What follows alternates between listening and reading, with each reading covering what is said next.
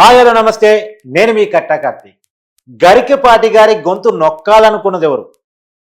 గరికపాటి గారి మీద ఉన్న పర్సనల్ గజ్జ లేదా హిందూ మతం మీద ఉన్న కోపమా? ఎందుకు ఆ గొంతు నొక్కాలనుకున్నారు? ఆయన్ని మాట్లాడకుండా ఆయన ప్రవచనాలు ఆపాలని కుట్ర చేస్తున్నారు. ఈ అన్ని విషయాలు తెలుసుకునే ప్రయత్నం చేద్దాం. నాతో ఉన్నారు ప్రముఖ సామాజిక రాజకీయ విశ్లేషకులు రవీంద్ర బాబు గారు. సార్ నమస్కారం. నమస్తే కార్తీక్. సరే, గరికపాటి గారి మీద మొదటి భార్యగా చెప్తున్నటువంటి కామేశ్వరి గారు సంచలనటువంటి ఆరోపణలు చేశారు. కాకపోతే ఇక్కడ సంచలన విషయం ఏంటంటే ఆమె గరికపాటి గారితో వాళ్ళ సంబంధం చెడిపోయో, విడాకులు తీసుకోనో, లేకపోతే వాళ్ళిద్దరు విడిపోయో ఒక 25 సంవత్సరాలు అవుతుంది అనేటువంటి 25 సంవత్సరాల తర్వాత ఆమె వచ్చి ఇవాళ గరికపాటి గారి మీద ఆరోపణ చేస్తున్నారంటే దాని అర్థం ఏంటి?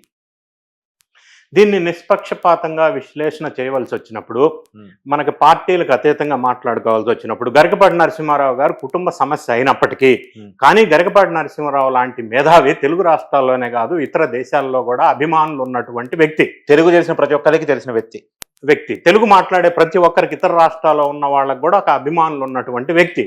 ఆయనకి భాష మీద, సంస్కృతి మీద, సాంప్రదాయం మీద, హిందుత్వం మీద, ప్రవచనాల మీద బాగా గ్రిప్ ఉండి ప్రజలను ఆకట్టుకుంటున్నటువంటి నేపథ్యం మనం చూసాం. అవధాని, అష్టావధాని, శతావధాని బిరుదాంకితులు, పద్మశ్రీ అవార్డు గ్రహీత, బంగారు కంకణాలు వచ్చినటువంటి వ్యక్తి.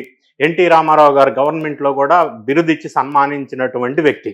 సో ఇప్పుడు విశ్లేషణ ఎట్లా అంటే నిష్పక్షపాతంగా ఆమె మొదటి భార్య ఈరోజు కామెంట్స్ కొన్ని చేసింది, పరువు నష్టానికి సంబంధించిన కామెంట్స్. నా బేసిక్ కామన్ సెన్స్ కున్న కామన్ క్వశ్చన్ ఏంటంటే, వాళ్ళు విడిపోయి 25 సంవత్సరాలు అయిన తర్వాత ఏ భార్యాభర్తకైనా లొల్లయి, గొడవ, ఈ డిస్ప్యూట్ వచ్చి విడిపోయిన తర్వాత వెంటనే పంచాయతీ జరుగుతుంది. 25 సంవత్సరాల తర్వాత ఈ పంచాయతీ పెట్టి బ్లేమ్ చేయటానికి గల కారణం ఏమన్నా కుట్రకోణం ఉందా? దీని వెనక అదృశ్య శక్తులు ఏమన్నా ఉన్నాయా? ఎందుకు అదృశ్య శక్తులు, కుట్రకోణం ఉంది అని అనగలుగుతున్నామంటే, ఈ రోజు ప్రస్తుతం ఉన్న పరిస్థితి గమనించినట్టయితే గరికపాటి నరసింహారావు గారి శక్తి సామర్థ్యాల మీద నమ్మకం ఉండి ఆయన సమాజానికి ఎంతో ఉపయోగపడతాడు కాబట్టి ఆయనకు ఒక పదవి ఇచ్చి సత్కరించాలని తెలంగాణ గవర్నమెంట్ ఒక నిర్ణయం తీసుకుంది. రెండోది, ఆయన ప్రధానంగా ఎన్టీ రామారావుకి మంచి అభిమాని, అదేవిధంగా చంద్రబాబు నాయుడు గారికి అభిమాని. మూడో పాయింట్, ఆయన గతంలో వైఎస్ జగన్ రెడ్డి గారిని, వైఎస్ కాంగ్రెస్ పార్టీని కొంత విమర్శించినటువంటి వ్యక్తి. నాలుగో పాయింట్, ఆయన ఏ విషయమైనా నిర్మోహమాటంగా స్పష్టంగా మాట్లాడగలిగిన ధైర్యం ఉన్న వ్యక్తి. అది సబ్జెక్ట్ ఏదైనా సరే ఒక సైడ్ స్టాండ్ తీసుకొని మాట్లాడగలడు. ఇంకా చెప్పవలసి వస్తే ఈ మాటకి ఇంకా కొద్దిగా యాడింగ్ టు దిస్, మొన్న ఈ మధ్య అల్లు అర్జున్ గారి పుష్ప 2 సినిమా సందర్భంలో కూడా ఇష్యూ, అంత పెద్ద ఇష్యూ బర్నింగ్ ఉన్నప్పుడు కూడా ఆయన ధైర్యంగా ఏమి సందేశం ఇస్తున్నాం ఈ సినిమా ద్వారా అనేది ప్రస్తావించి విమర్శనాత్మకంగా కొంత చేశారు. సో గతంలో వైఎస్ఆర్ కాంగ్రెస్ పార్టీని కూడా ఇదే విధంగా ధైర్యంగా కొన్ని విమర్శలు చేశారు. సునిశ్చిత విమర్శలు చేశారు. రోడ్ల మీద చేసిన కామెంట్ అయితే వైరల్ అయినప్పట్లో. ఎస్. సో ఇన్ని కామెంట్స్ చేసిన సందర్భంలో ఇప్పుడు ఇక్కడ తెలంగాణలో మన చీఫ్ మినిస్టర్ గారు ఆయనకి పదవిస్తారన్న ఒక చర్చ జరుగుతున్న నేపథ్యంలో దీని వెనక ఎవరు ఉండటానికి అవకాశం ఉంది? ఒక లాజికల్గా ఏ కామన్ సెన్స్ ఉన్న కామన్ పర్సన్ అడిగినా చెప్తాడు, దీని వెనక వైఎస్ఆర్ కాంగ్రెస్ పార్టీ వాళ్ళు ఆడుతున్న గూడు పుటాని నాటకంలో మొదటి భార్య కామేశ్వర గారి ద్వారా ఈ నాటకం ఆడిస్తున్నారా అనేది మనకి కొంత చూస్తే అవగాహన అర్థమవుతా ఉంది. వైసీపీ వాళ్ళకి ఏం అవసరం? గతంలో ఈయన వైఎస్ఆర్ కాంగ్రెస్ పార్టీని విమర్శించిన సందర్భం, గతంలో తెలుగుదేశం పార్టీని పొగిడిన సందర్భం, ఎన్టీ రామారావు తెలుగుదేశం పార్టీని పోలే, చంద్రబాబు పోలే. అవును, ఎన్టీ రామారావు గారికి ఈయన అభిమాన అయిన సందర్భం, వైఎస్ఆర్ కాంగ్రెస్ పార్టీకి ఇక్కడ ఉన్న రేవంత్ రెడ్డి గారి గవర్నమెంట్కి కొంత వ్యతిరేకత ఉన్న సందర్భం, అక్కడ ఎన్డీఏ గవర్నమెంట్కి వైఎస్ఆర్ కాంగ్రెస్ పార్టీకి వ్యతిరేకత ఉన్న సందర్భం మనం చూసాం. వీటన్నిటిని బట్టి ఒక ప్రసిద్ధ పేరు ప్రఖ్యాతులు చెందిన వ్యక్తిని బ్లేమ్ చేయాలంటే ఇంట్లో వాళ్ళని తీసుకొచ్చి నెగిటివ్ గా కామెంట్ చేయాలి, ఇంట్లో వాళ్ళని తీసుకొచ్చి బయట రచ్చ చేసి లొల్లి పెట్టి బ్లేమ్ గేమ్ చేయాలి. ఈ బ్లేమ్ గేమ్ లో భాగంగా ఇది నడుస్తుందా అని అనిపిస్తుంది. ఇట్లా కాదు అని అనుకుంటే రియల్ గా ఫ్యామిలీకి సంబంధించిన ఇష్యూ అయితే ఆ మొదటి భార్య పిల్లలను పోషించిందా? పిల్లలను వదిలేసి వెళ్ళిపోయింది. గరికపాటి నరసింహారావు గారు ఎంత సామాజిక స్పృహ కలిగిన వ్యక్తి అంటే వాళ్ళ పిల్లల పేర్లు గురుజాడ, శ్రీశ్రీ. అవును, ఇద్దరు వేరే కంట్రీస్ లో సెటిల్ అయ్యారు. సో ఆ పిల్లల్ని ఎప్పుడు కూడా పోషించింది లేదు, భర్తను పోషించింది లేదు. ఈ కుట్రకోణం కాదు అని అంటే గరికపాటి నరసింహారావు గారు సంపాదించిన ఆస్తిపాస్తుల మీద ఏమన్నా కన్నేశారా? మూడోది, ఈ పిల్లవాడు ఎవరైతే ఉన్నాడో ఆ పిల్లవాడు కేసు పెట్టాడు ఆ మీద, తల్లి మీద. అవును, పెట్టాడు కదా, కన్నబెట్టే కేసు పెట్టాడు కదా. సో దీన్ని బట్టి మనకు ఏ విధంగా అర్థమవుతుంది, దీని వెనక ఏమన్నా ఎవరన్నా ఉండి ఆడిచ్చిన నాటకంలో మొదటి భార్య పావుగా అయిపోయిందా, లేదా వెనక ఎవరన్నా ఉండి ఆస్తిపాస్తుల కోసం నాటకం ఆడిస్తున్నారా ఈమె ద్వారా అనేది మనకు స్పష్టంగా కనిపిస్తా ఉంది. మూడోది సందర్భం టైమింగ్ కూడా మనం ఒకసారి చూసుకున్నట్టయితే ఈ రోజు ఆయనకి పదవి ఇస్తారన్న సందర్భంలో ఇష్యూ బయటకు ఎందుకు వచ్చింది, 25 సంవత్సరాల తర్వాత బయటికి రావాల్సిన అవసరం ఏంది ఫ్యామిలీ ఇష్యూ అంటే ఇప్పుడు సోషల్ మీడియాలో నడుస్తున్న ప్రచారం ఆయన ప్రవచనాలు ఆప్ చేస్తారు, ఇక చెప్పరు, ఇక ఆయన గొంతు ఆగిపోతుంది, ఇవన్నీ మాట్లాడుతూ పోతున్నారు. అంటే ఆయన ప్రవచనాలు ఆగిపోవాలని ఎవరు అంటే దాని మీనింగ్ ఏంటి, ఆయన ప్రవచనాలు ఆపేయాలన్న సంకల్పం దీని వెనక దుర్బుద్ధి ఏమన్నా ఉందా అనేది కదా మీనింగ్. అంతే ఎందుకు ఆపాలి ప్రవచనాలు, సమాజానికి ఆయన సేవ చేస్తూ అంటే గరికపాటి నరసింహరావు గారిని నేను ఒక సందర్భంలో చీఫ్ గెస్ట్ గా పిలిచాను. నన్ను ఆయన గుర్తుపట్టగలడు, ఆయనకున్న నాలెడ్జ్ నేను ప్రత్యక్షంగా చూసిన వ్యక్తిని. సో అంత నాలెడ్జబుల్ పర్సన్. సరే మీరు బాగా దగ్గర చూశాను అంటున్నారు కాబట్టి బయట సమాజంలో ఆయన ఎలా బిహేవ్ చేస్తారు సార్ మనుషులతో? ఆయన ఒకటే ఆయనకున్న గుణం, అభినందించదగ్గ గుణం, ఏ విషయమైనా స్పష్టంగా నిర్మోహమాటంగా మాట్లాడగలడు.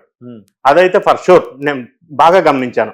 రెండోది ఆయనకున్న నాలెడ్జ్ కానీ ఆ ఫ్లో కానీ ఆ కంటెంట్ కానీ ఎవరు విన్నా కూడా అది మిస్మరైజ్ అయ్యే పరిస్థితి ఉంటది. సో ఇంత పేరు ప్రఖ్యాతులు, సరస్వతి వ్యాఖ్యాన్ని ఆయన సరస్వతి పుత్రుడు అని అనొచ్చు. అవును అవును, ఎన్నో బిరుదులు తీసుకున్న వ్యక్తి, శతావధాని. సో అంత గొప్ప పేరు ప్రఖ్యాతులు సంపాదించిన తర్వాత మనం ఒకసారి గమనించినట్టయితే తెలంగాణలో ఎందుకో ఏమో తెలియదు కానీ ఈ ఫ్యామిలీ ఇష్యూస్ కొన్ని సంవత్సరాల తర్వాత, కొన్ని నెలల తర్వాత ఎవరో వెనకుండి ఆడించిన భాగంలో పావులై ఈ కొంతమంది కాకపోతే ఇక్కడ నాకు బేసిక్ పాయింట్ ఏంటంటే వైసీపీకి అంత అవసరం ఉందా అనేది. అంత అవసరం అంటే వైసీపీ వాళ్ళు కక్ష కడితే దేనికైనా తెగిస్తారు. రెండోది బ్లేమ్ గేమ్ లో వాళ్ళ సిద్ధహస్తులు. మూడోది ఇంకొక వ్యక్తిని బ్లేమ్ చేయాలంటే కుటుంబ సభ్యులను ఉపయోగించుకొని బ్లేమ్ చేయాలా, లేదా డైరెక్ట్ గా ఆయన విమర్శించి బ్లేమ్ చేయాలా. ఇందులో తెలంగాణ ఒక్కటే కాదు, ఆంధ్రప్రదేశ్ లో వాళ్ళు ఆడిన వింత నాటకాలు మనం చాలా చూసాం. సో వాళ్ళ బిహేవ్ చేసిన పరిస్థితి, వాళ్ళ సాంప్రదాయం, వైఎస్ఆర్ కాంగ్రెస్ పార్టీ వాళ్ళ సిస్టమ్ ప్రొసీజర్ సంబంధాలే బాగలేవు, ఇతర కుటుంబాల మీద వాళ్ళేం పడతారు, వాళ్ళకి బాగలేవు కాబట్టి ఇతరుల కుటుంబాలు కూడా స్పాయిల్ చేసి దాని ద్వారా బ్లేమ్ గేమ్ చేయాలా.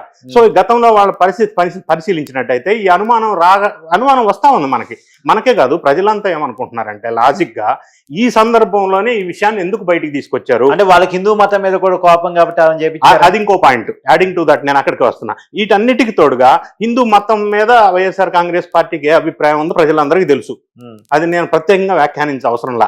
ఇన్ని విషయాలను మనం లింకులు, డాట్స్ అన్ని కనెక్ట్ చేసుకున్నట్టయితే దీని ఈ విధమైన కోణం ఏమన్నా ఉండి ఈ బ్లేమ్ గేమ్ పార్ట్ లో ఈ గరికపాటి నరసింహరావు గారి మొదటి పావులాగా అయిపోయిందా ఏందా అని ఒక సమస్య, మనకు ఒక అనుమానం వస్తా ఉంది. అన్ని సంవత్సరాల తర్వాత బయటకు వచ్చి మాట్లాడాల్సిన అవసరం ఏంటి? సో దీని వెనక ఏదో వ్యాలిడ్ పాయింట్ ఖచ్చితంగా ఉండాలి కదా, లేకపోతే అప్పుడే పంచాయతీ ఇప్పుడు ఎందుకు వచ్చింది అసలు ఇన్ని సంవత్సరాల తర్వాత, ఇంత ఏజ్ లో?